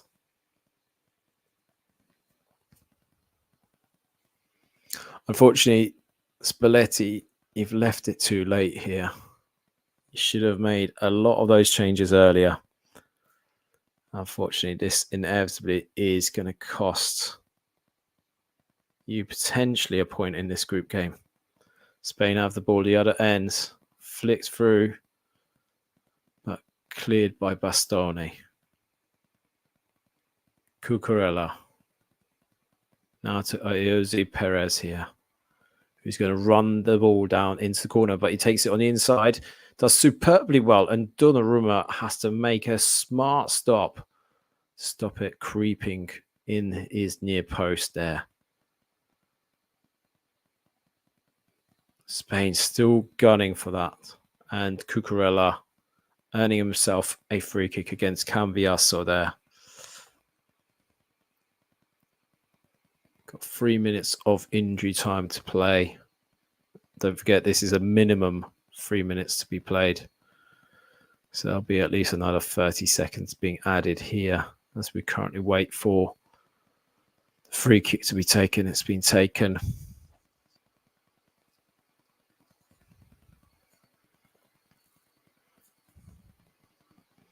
Great ball there. Jose Perez. Can he kill this game off? What a save by Gigi Donnarumma. Impeccable. It's performances like this that remind you what a great prospect Donnarumma is as a goalkeeper. Forget about the moments he's had for PSG. What a save. Incredible.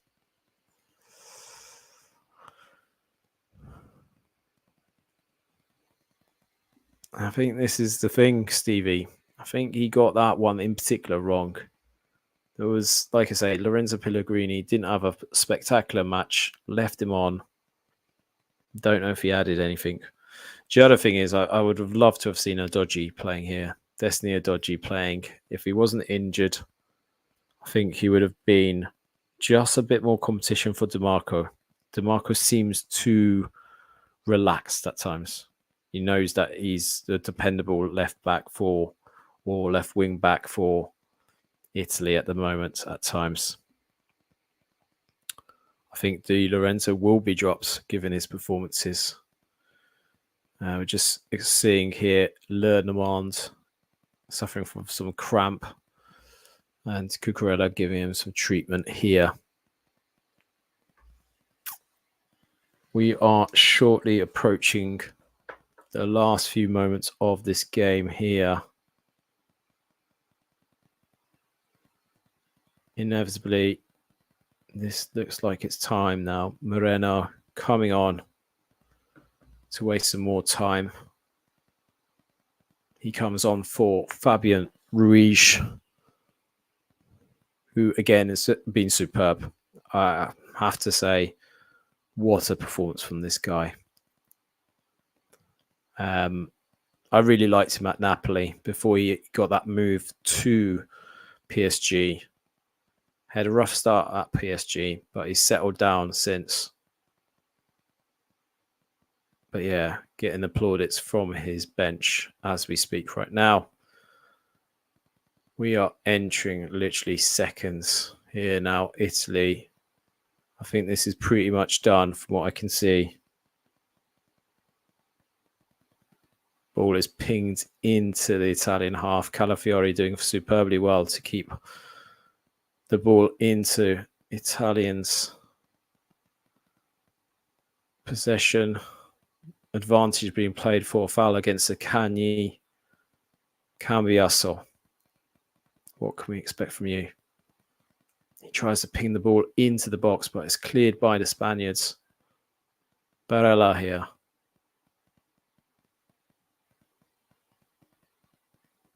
The Spaniards are doing superbly well here.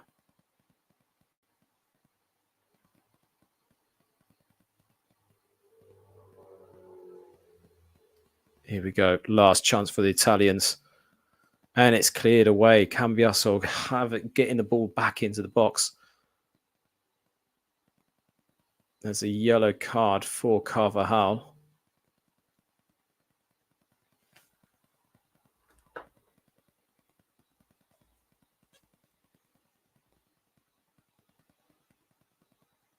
Just lost temporarily my stream now. So just at the moment, I didn't want it to. Just buffering now. I can see that it is full time, however.